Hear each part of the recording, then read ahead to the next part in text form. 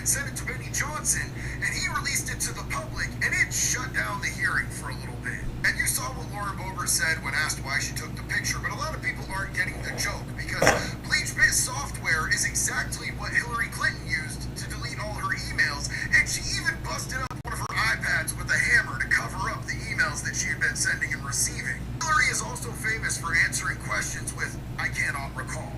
Oh no, Lolo wasn't being serious. She was trolling the shit out of Hillary Clinton. Honestly, I think that shit's hilarious. But what do y'all think? Let me know down in the comments. Dennis Boebert, can you talk to us about why you sent that picture? I just returned to my hotel room and installed the BleachBit software and took a hammer to my iPad. So, I guess in regards to photos, I cannot recall. In Hillary Clinton's hearing, where she was talking about her involvement with Epstein, everybody was given specific instructions since it was closed to the public not to take any pictures. But Lauren Boebert took this picture and sent it to Benny Johnson, and he released it to the public, and it shut down the hearing for a little bit. And you saw what Lauren Boebert said when asked why she took the picture, but a lot of people aren't getting the joke because BleachBit software is exactly what Hillary Clinton used to delete all her emails, and she even busted up one of her iPads with a hammer to cover up the emails that she had been sending and receiving. Hillary is also famous for answering questions with, "I cannot recall." Oh no, Lolo wasn't being serious. She was trolling the shit out of Hillary Clinton. Honestly, I think that shit's hilarious. But what do y'all think? Let me know down in the comments. Dennis Boebert, can you talk to us about why you sent that picture? I just returned to my hotel room and installed the BleachBit software and took a hammer to my iPad. So, I guess in regards to photos, I cannot recall. In Hillary Clinton's hearing, where she was talking about her involvement with Epstein, everybody was given specific instructions since it was closed to the public not to take any pictures. Lauren Boebert took this picture and sent it to Benny Johnson, and he released it to the public, and it shut down the hearing for a little bit. And you saw what Lauren Boebert said when asked why she took the picture, but a lot of people aren't getting the joke because BleachBit software is exactly what Hillary Clinton used to delete all her emails, and she even busted up one of her iPads with a hammer to cover up the emails that she had been sending and receiving. Hillary is also famous for answering questions with, "I cannot recall." Oh no, Lolo wasn't being serious. She was trolling the shit out of Hillary Clinton. Honestly, I think that shit's hilarious. But what do y'all think? Let me know down in the comments. Dennis Boebert, can you talk to us about why you sent that picture? I just returned to my hotel room and installed the BleachBit software and took a hammer to my iPad. So, I guess in regards to photos, I cannot recall. In Hillary Clinton's hearing, where she was talking about her involvement with Epstein, everybody was given specific instructions since it was closed to the public not to take any pictures.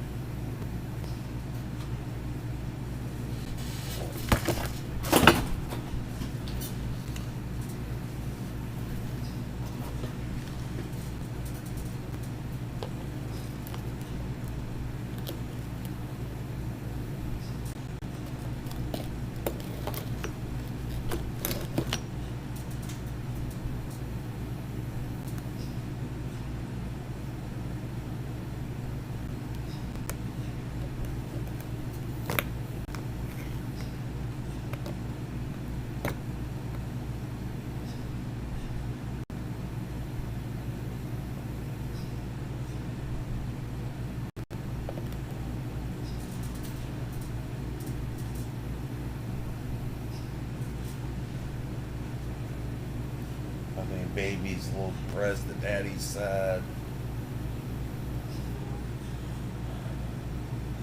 She can't rest when daddy can't rest.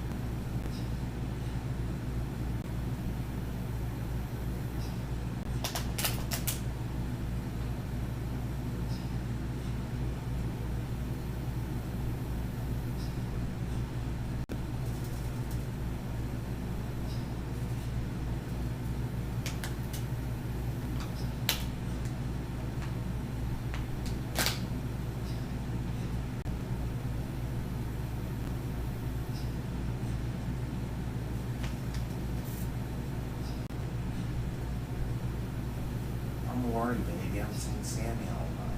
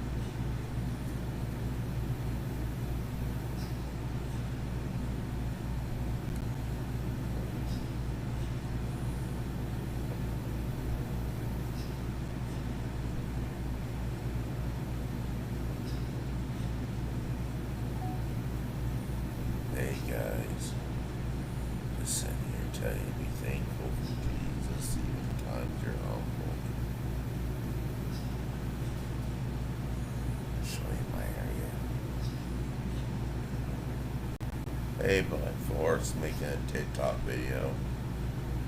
I guess I can do it later.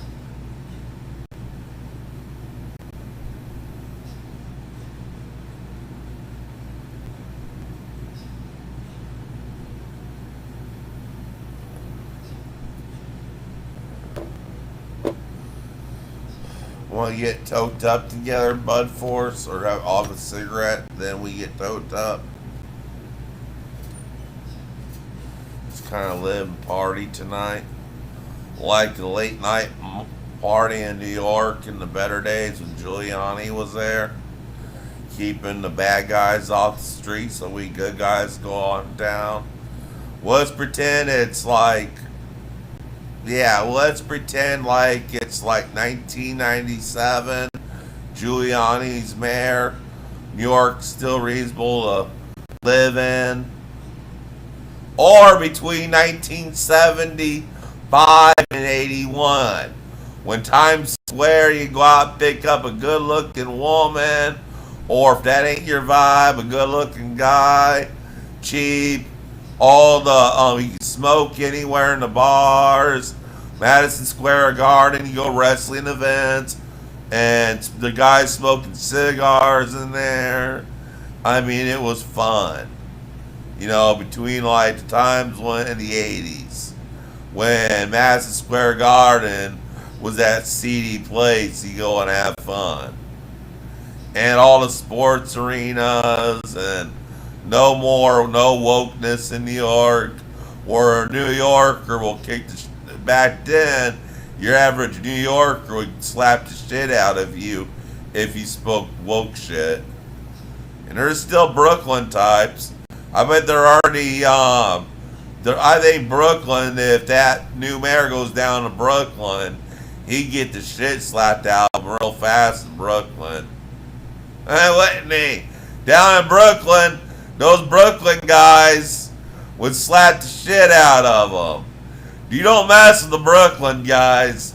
The guys who go back generations in Brooklyn, either the Irish or the Italians, the Brooklyn type, you don't mess with them.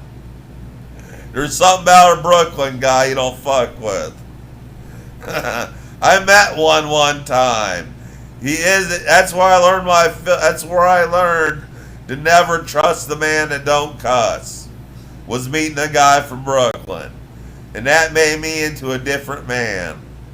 Spending a week on a psych ward, the guy just moved that area from Brooklyn. He just got done doing 20 years at Sin Sin and Sing Sing over his dope addiction when he robbed a convenience store, did his dope in prison, caught hepatitis C, was awaiting a liver transplant, gave zero fucks, cussed up a storm, cussed at the ladies, cussed at the ladies' staff. He had zero fucks to give, that Brooklyn guy did. And I have zero fucks to give. I'm going to live like a Brooklyn guy. You know what I mean? Because they made New York great, especially the Irish. Now you guys have a St. Patrick's Day. We gained so much influence there. We went from being dragged to the streets to have so much influence that you have a St. Patrick's Cathedral. Oh, yeah. I love it. I mean, I always wanted to live there when I was a kid. I was going to have my mom send me to a special school. But you know why it wasn't my fate? Because I would have been graduated from that school on September 11th. And the World Trade Centers was one of the main places hiring for internships. So I could have easily been in one of the towers. Because it's mostly a school, a lot of people went into business, and I could have easily been doing my internship on one of those towers. I probably would have been so good at it, so keen at it, I may have been pouring the morning coffee in that one conference room, the conference room of the world it was called, where was on the exact top floor, where overlooked the curvature of the earth, and there was already about a dozen people getting things ready for coffee. the coffee brewed and stuff in the morning meetings when the plane hit. Heck, I've been such a good intern. I probably would have been on that one top floor in that one tower where all the big guys got together in the morning, had their morning meetings, because I could brew to such a good cup of coffee. They'd want a farm guy there that can bake homemade cookies and have them ready. They'd have me there at 5:30 a.m. to get the cookies prepared and bring them up, and biscuits and gravy up and stuff like that, so they can have a small breakfast. And if I show them how I could cook on a limited kitchen, I would have easily been on that top floor. Made a homemade biscuits and gravy, eggs, whatever, and those guys would have loved it. I've been getting big tips and till the plane hit, and at the end of my life, right before my 19th birthday, my life would have ended. So I think it's divine that God made me like this and had this future. And that's why you see me have flashbacks, but I'm not angry at God. I have a lot of angels tell me I was supposed to be on that top floor because I was going to excel at that school, and I was going to be hired to be doing my cooking background, and my parents being in the hospitality. My mom in restaurants, my dad in hotels. I would have been on that top floor. I'm getting things ready for the meeting. Making biscuits and gravy for the guys that have a small plate of. Just small breakfast items for them. Making sure the donuts are top quality. Just a small intern that made sure everything was perfect. Because, when you grew up in hotels and restaurants as a poor person, you still got to make sure everything's perfect. And that's what I was taught, perfection. For the upper ones, you treated everyone with influence with perfection, not because you're kissing ass, is because that was your boss. And there's a difference between kissing your boss's ass and showing respect. And I had enormous respect for my bosses, so that's probably where I would have been put. But that's where I wanted to live. I wanted to go there and live. So I started studying the city, the politics of the city. I also wanted to move out to California. So I know more about New York City politics and California politics more than I did about the politics of my own town or my own state. Did you know that?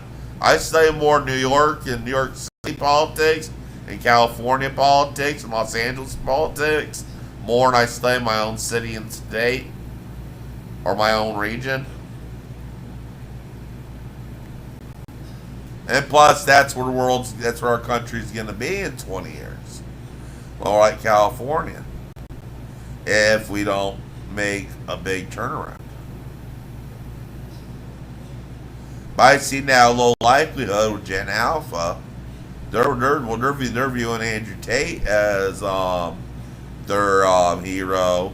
And they're really going after that Nunes guy and liking him. He hit Spotify top number 1 on Spotify before they took his account down. Remember that? What's his name? Kevin Nunes, the guy that's really controversial.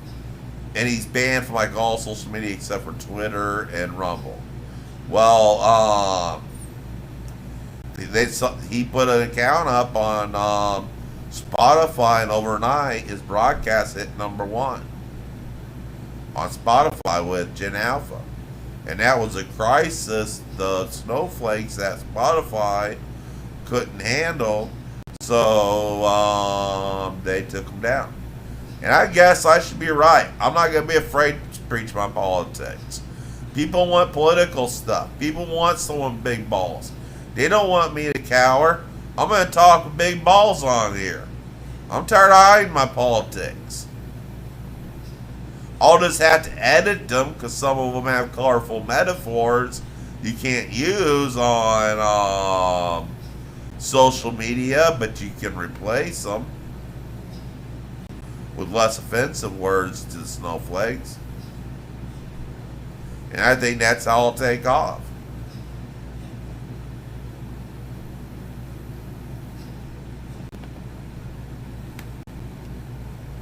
Your city's gonna have a big rebound after this. This is gonna be a big wake up call.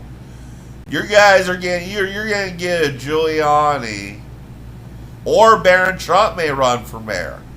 Just think, if your mayor stays his 4 years and you only had to be 18 to run for mayor, Barron Trump will be out of college. Or say he somehow, your current mayor manages to do 2 terms, the city will be such a mess, and Barron will be out of college, and who knows what he's studying. He can clean up the city in no time. And a Trump name after 2 terms of this guy, oh my gosh, they would be ready for him. People know Barron. Who knows? Barron may start his political career as mayor of New York City, and the first day, clean it up. Have a roundup, all the criminals on the first day. Fire the low-performing cops first day, and have the military, invite the military in to clean up the city. That's what I think is going to happen. Barron Trump's going to run for mayor and have the New York National Guard, State National Guard, he's in rate because New York, most of New York is red. It's just the city that gets a lot of blue people in. If somehow the city goes red after this guy, New York State may become a red state. This guy may have been an answer to prayer, because this guy's going to do so horrible, everyone in New York's going to vote red, and New York's going to flip to a red state. Because right now, it's just New York City keeping New York State blue. A lot of the northern places, a lot of the countryside, that's very conservative. You go up by Lake Erie and all those areas, they're deeply conservative people.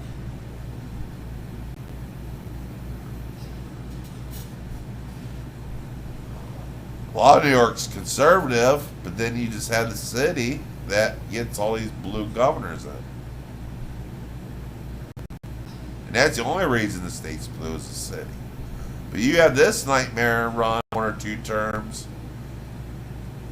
Easily the state couldn't flip red.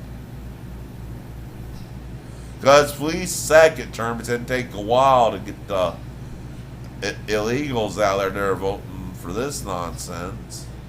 And the people like you that live there and are actual citizens, and they piss off a lot of Brooklyn guys, oh my gosh, they're gonna go after. I mean, you got different boroughs with different types of toughness. Harlem, once they don't get their freebies, the black riots are gonna break out in Harlem. They may storm the mayor's mansion. It's already happening. Have you heard about that in the local news? Let's say I look up news in a way where I catch all this. They're already storming Megami's house because the government grocery stores running out of food, no garbage pickup, and no snow plowing. People are that their promises broke, and he did that 10% property tax across the board. I think it's time for you to flee the city. If you own a car, just jump in, abandon, and he probably made good. He said he made good when he sold your business. Abandon your apartment. Just give him 30 days notice. Abandon it. Hop it. Buy a van. Get your driver's license. Pile up what you need, and leave. And maybe go to New Hampshire or something. New Hampshire's a blue state that's the least moderate, and that's where a lot of rich people go. That still want to vote Democrat, but not too far left, is New Hampshire. Your best bet's going to New Hampshire. So I can kind of tell you're the old-fashioned Democrat that's moderate, that has a lot of views like on marijuana. That's more of something that the Republicans would never bring. You're more of a Bill Clinton era type Democrat like I am. But let's say I'm more hardcore Democrat. I'm more of the Democrat of the 1950s. That's all you need to say. I'm more of the Democrat of the 1950s in the South.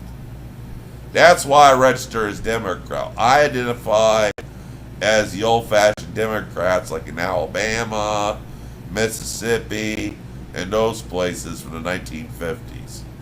That's the kind of Democrat I identify as. So when people ask me why I'm a Democrat, am I a snowflake? I say no. I identify with the with both the Democrats that support unions, and with Indiana going so far to the right with the Republican Party, we may be able to raise up from the Democrat Party that's moderate to get the automotive industry and Amazon and stuff to unionize.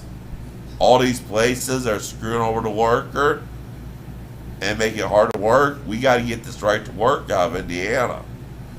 And I think that the Democrats we can raise up will be moderate and more conservatively Democrats if they want to get elected in this state and drop the right to work and make it more unionized and more worker rights.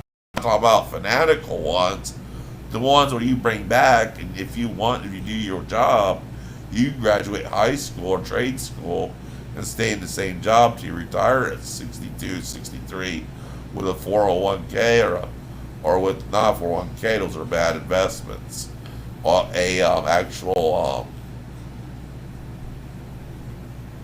That's all based on the not pension.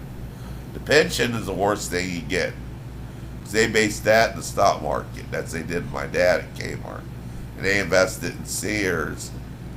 And he only gets like $5 a month. Because Sears got sued and the money's like so spread out that he only gets like $20 out of his Sears. But Kmart, when they ran out of business, they dumped their remaining pension funds into Sears. Then they went out, but they got sued. There was a settlement. And Dad gets like $35 a month out of that pension from the lawsuit. But what you want is a decent, something that's controlled better, so it's an actual place you can retire early, enjoy your retirement, plus have something to leave your kids. Because who knows? You're younger than me. You may decide to have kids one day.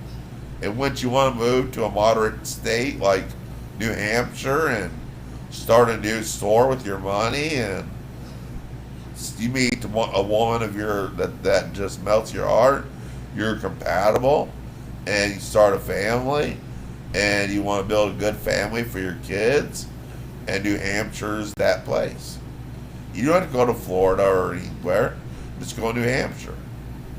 Invest in a community, open up a new business with your money, take your old business partner, and start a business in a regular sized town in New Hampshire. Or Delaware, not Delaware, or Vermont. Vermont may be a little bit too left-wing, but not as bad as New York. Vermont would be the second choice. I think either New Hampshire or Vermont would fit you. Or the way you talk, even Maine would be better.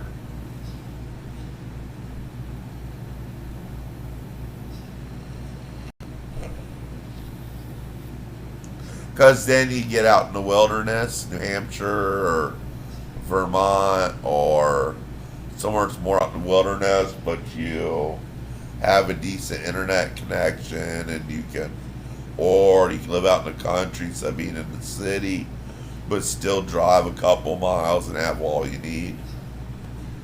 Because those states are so wealthy from the income of the rich people, they get up and take the train into Boston. They drive to Boston. Because a lot of people that work in Boston live in the capital of New Hampshire, or have a country home in New Hampshire.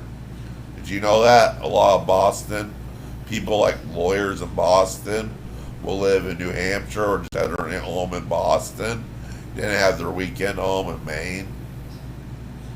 Did I ever tell you that I got on remember Barney, that gay senator, first one that really came out, what was his name? Barney Frank. You remember him? The one from Massachusetts? Did you know that I was actually in a Skype call with him one time in my 20s? Because I won't tell you about his personal wants or feelings. That's his business. But as soon as I start talking about politics, he ended the call. But I actually been on Skype calls back in the day with people like that.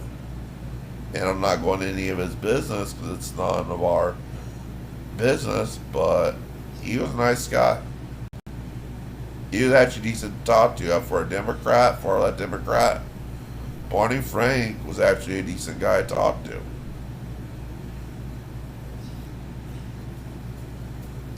And see what he did is he knew I was a smoker, so he only lived on the New Hampshire line, so he drove down there and bought a pack of cigarettes, and then confessed he's not a smoker, and then we just sat there and chatted and talked about. He kind of dropped the call after I said I voted Republican, but told him I'm willing to work with Democrats, but I told him more about the area I lived in at the time and how it's before I really started working with local Democrats. Locally, like in real small rural areas, like in Southern Indiana, I'll work more with the Democrats than I'll work with Republicans.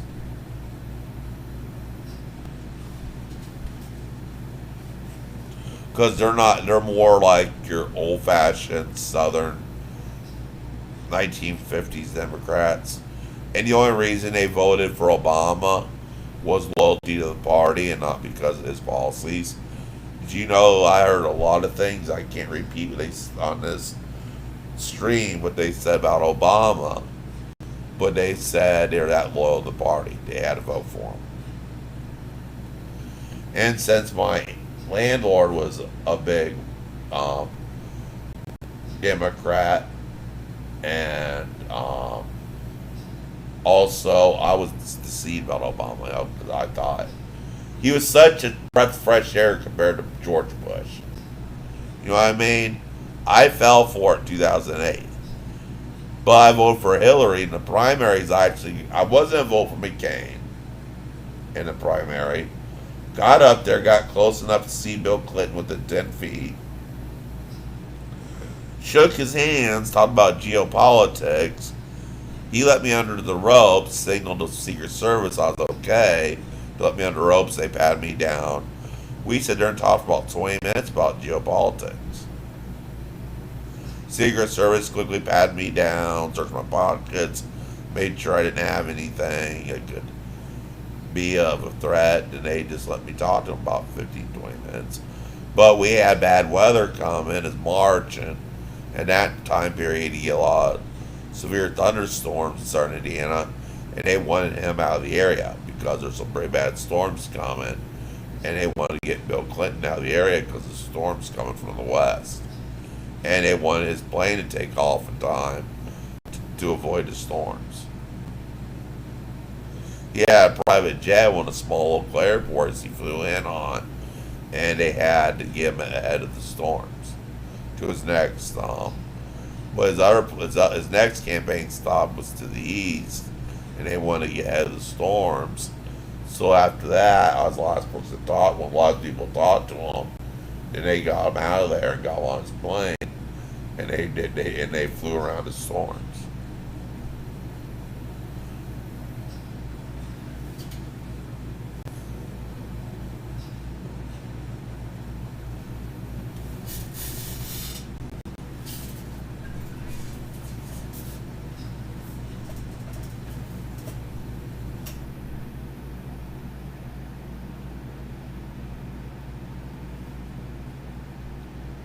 You know, I watched old New York affiliates in the early 80s.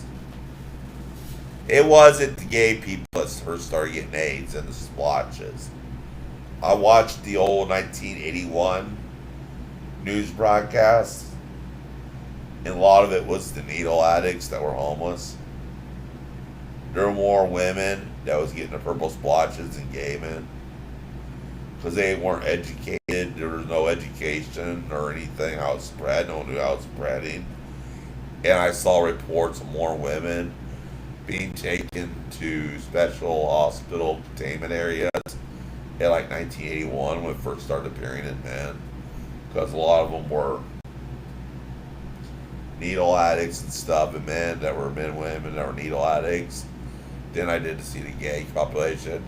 It wasn't until about 82 that it started showing up in gay men, because some of them were shooting up. Then it hit the gay community because some of those guys that shot up got in the bathhouses. They didn't know how it was spreading.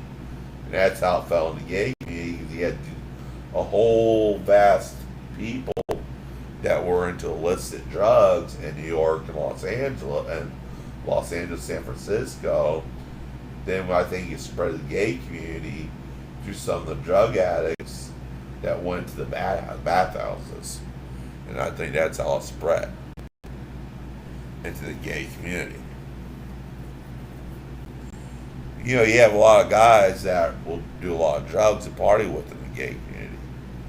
But a lot of it started, I think, with the needle using. Because people didn't know there was any viruses. You just had to look out for take that risk of hepatitis. And that was the main risk until AIDS came along, was hepatitis from shooting up.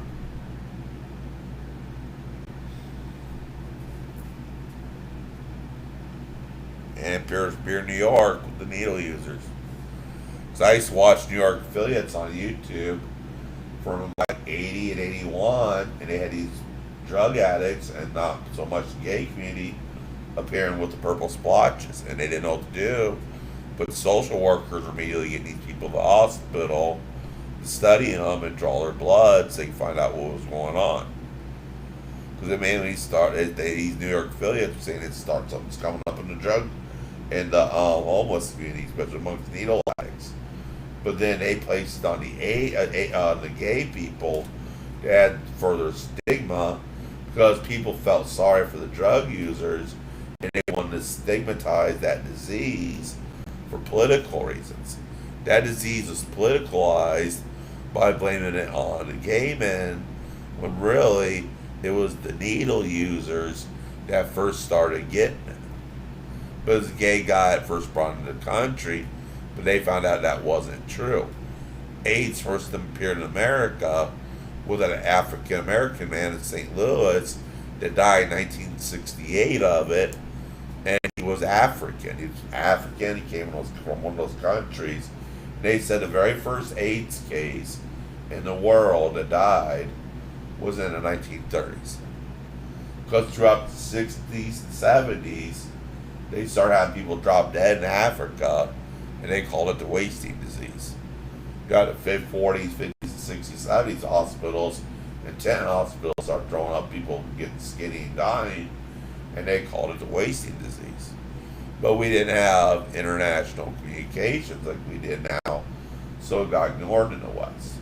But a few virologists were picking up on it, but it really wasn't making news because the politics at the time. The politics were, that's over in Africa, that's black people, no way can make it over here. Then international travel started opening up, and probably that one flight stewardess hooked up with somebody that had it overseas, and he wasn't patient zero though. Patient zero was sometime in the 1930s. They had human-to-human contact. The first patient zero in America was a death in 1968 of an African American, of a guy with African descent that somehow got it over here, but he didn't have any companions and didn't spread it. But he was the first American soil die of it. But his death was originally ruled as pneumonia, but they dug him up several years later and did the test, and it was AIDS. It appeared in a small column in a newspaper about 10 years ago, that the first death of AIDS in America was actually 1968 in St. Louis. But at that time it was ruled as death by Mon.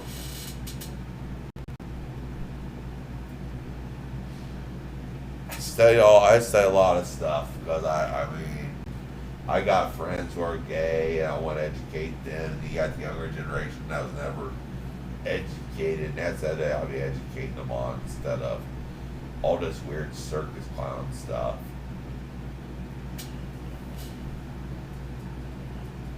It's still there, it's still killer.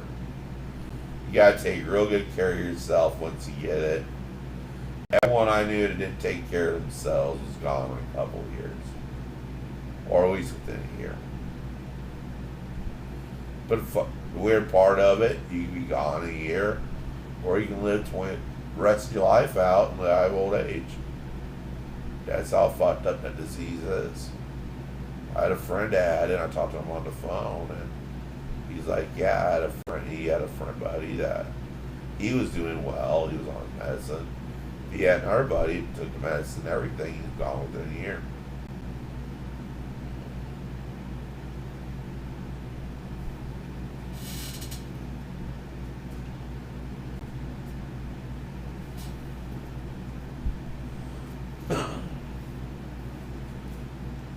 And since it hit so many people that were close to me,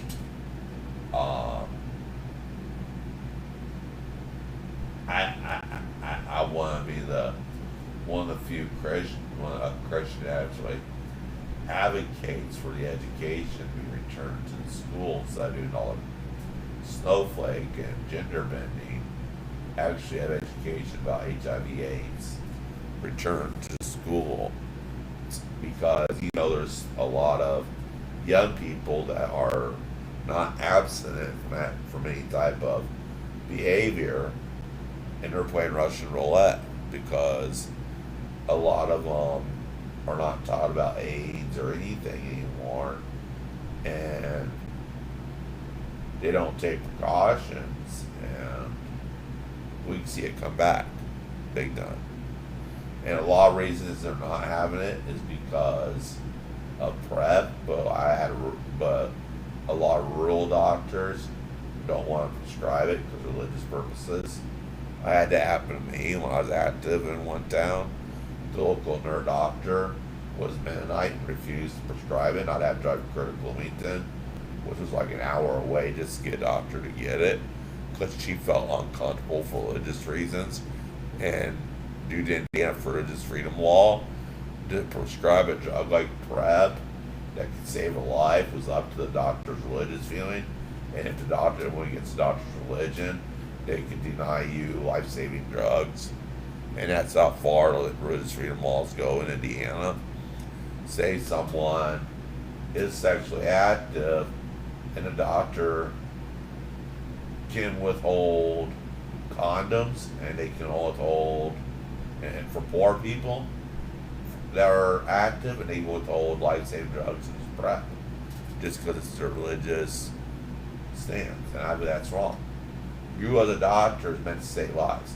Now abortion, that's murder, that's different, but that's the same as abortion allowing somebody to have a drug, go without a drug that can save their life from an infection because you think Jesus can have a bee in your bond. It's bond about you prescribing it. No. Jesus is going to have a discussion with that doctor, because what if somebody comes out of that lifestyle, but it's already too late, they're infected, they didn't get the PrEP.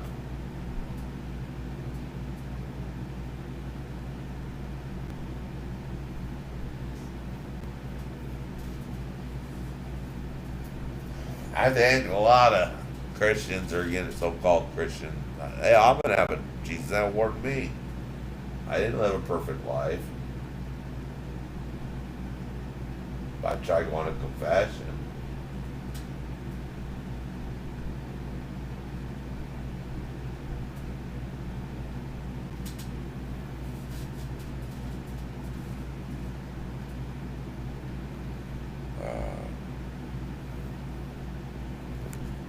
I got sidetracked there.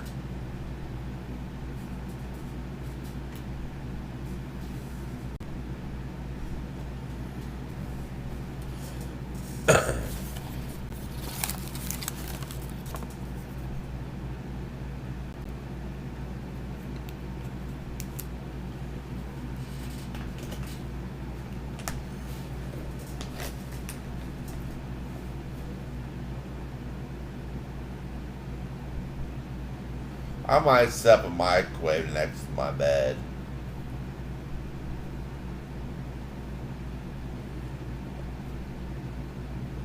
Small one, and on top of a dorm fridge. Small dorm fridge. For on the weekends, there ain't here.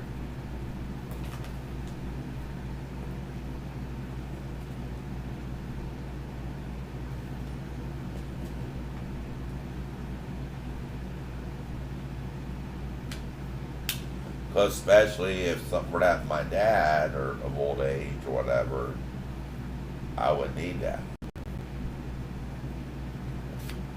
'Cause I can't cook, if I could pull together something like one of these new miniature crock pots and run off USB, I could put ramen in and stuff.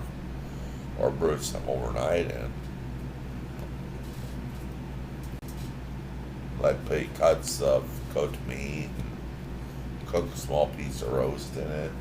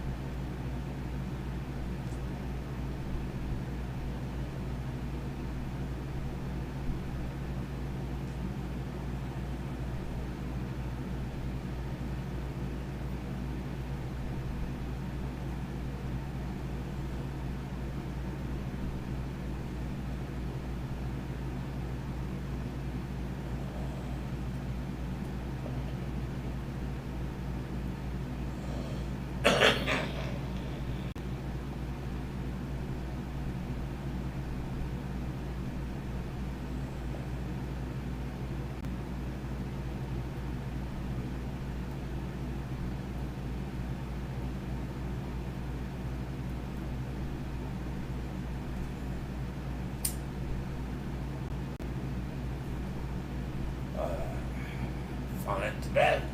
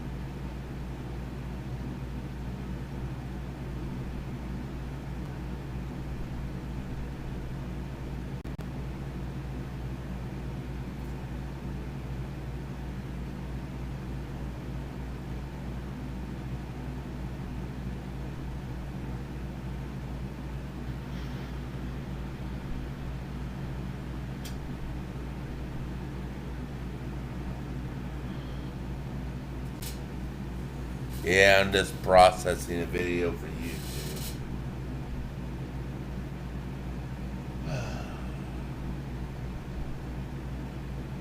Who's your company name?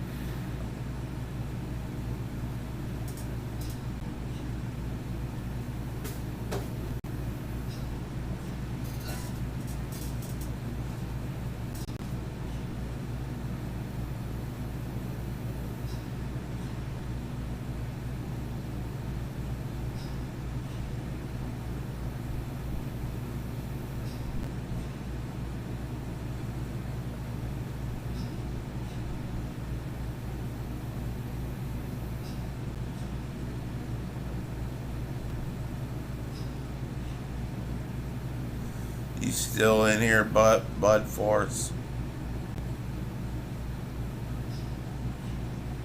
I'm just relaxing on my oxygen. My cat's just.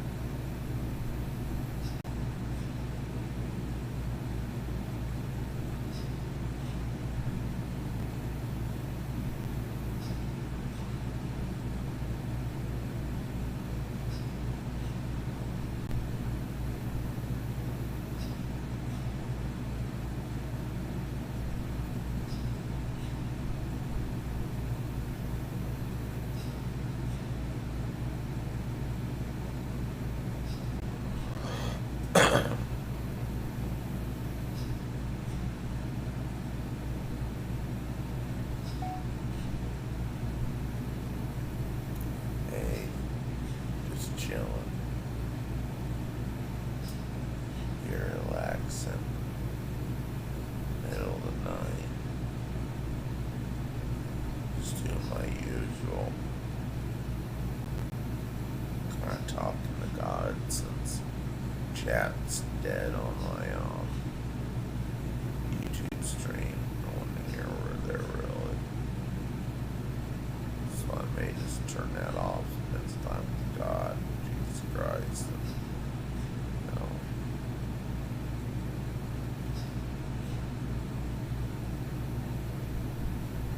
That's what I'm recollecting to do.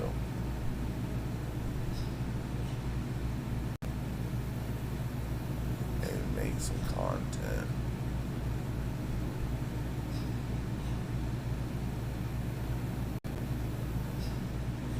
Just having my what do you call it? Voluntary movement for my medication.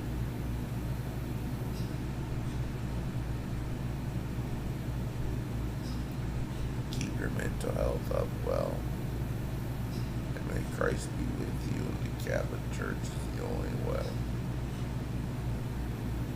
And I am a proud American with Irish descent and a little bit of German and Scottish. Makes for a wild guy.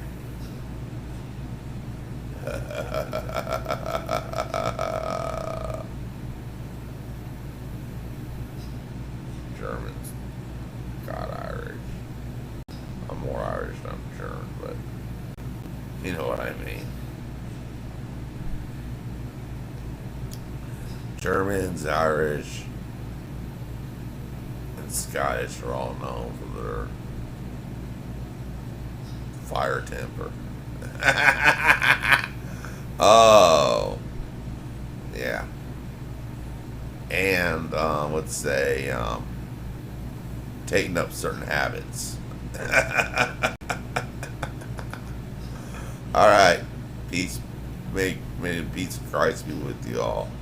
Ave Maria.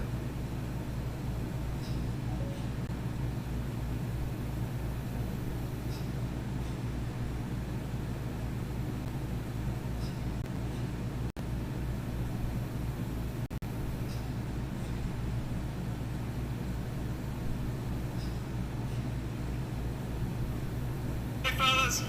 Hello? Which one's in charge? Are you in charge? Yeah, I'm in charge. May I just speak with you for a second? Yeah, sure. Thanks. You can tell your crew to stop. Stop for a sec, guys. So this is what I want to say to you. Do you know who I am? Yeah. Do you know who my girlfriend is? Barbra Streisand? Barbra Streisand. Sand. Sand, yeah, like sands. Like the ocean. Like Barbra Streisand? No, like Streisand. Sand. Streisand. Streisand.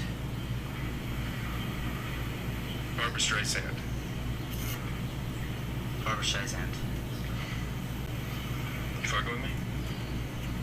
Let's get past that. Hopefully you never fucking meet her. She'll fucking you think I'm bad.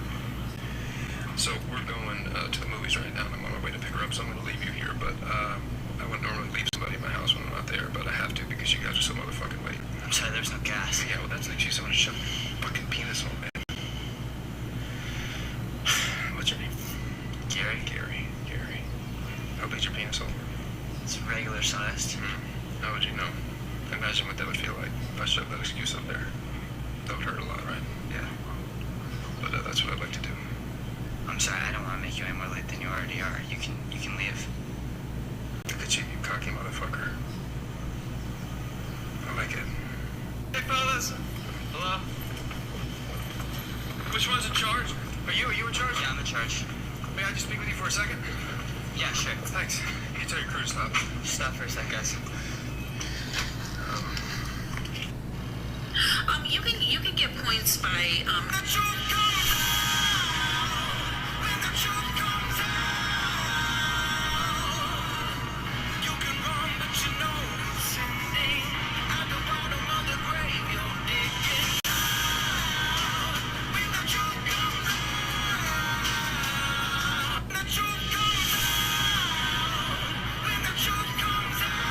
Some America, we're getting some updates about Iran saying that they've rejected all peace negotiations with the United States. Yes, that's correct. Iran just told us to basically fuck ourselves. Just fuck ourselves over and out. So it looks like Iran is done negotiating with the United States and the rest of the world for any semblance of peace. Iran wants long-range ballistic missiles and they want their nuclear program, and they're stopping at nothing to get it. So this basically ends the entire negotiation situation with Iran. Looks like we'll probably be going into a military conflict coming up any time here. Now, of course, this is unfortunate, but 100% expected, and as always, fuck the Iranian government and the Ayatollah Khomeini. Sit on it and spin, you motherfucker. Killed 40,000 people, injured 500,000 almost, took a bunch of women into jail, targeted young girls. Yeah, fuck you. You deserve all the fucking long dick you're about to get.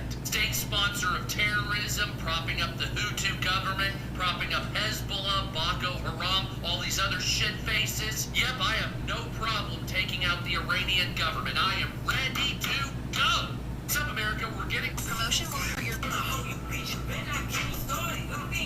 I would say yes. It's one of the top selling. What would Sarah think if I told her I fell asleep in here and woke up with your cock in my mouth? Like a child. Please? Thanks for the yes. This is the top. This 300-page book. Nancy, $8. Guys, welcome back to my channel. Today we're going to be first off trying the Dr. Pepper milkshake at Whataburger, and come to the Whataburger on Platte Springs Road, Lexington, South Carolina. It tastes the best. It's just like If you don't hit a jackpot of 10, I'm lost, I'll be found.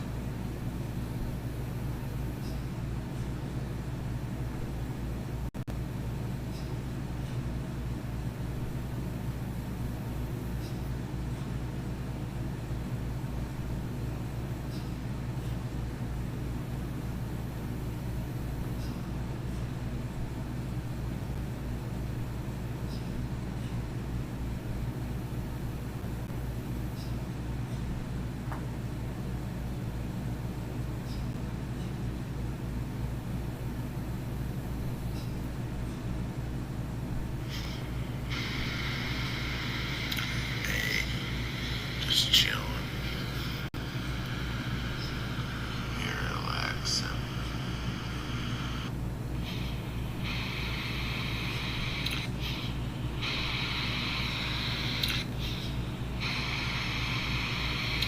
Hey.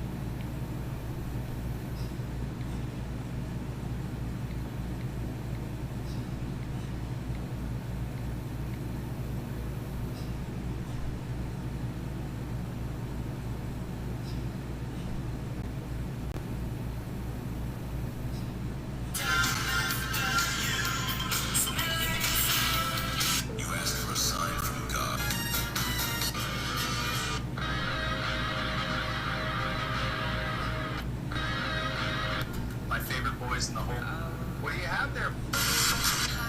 This is the best. This is the best day ever. Yeah. She's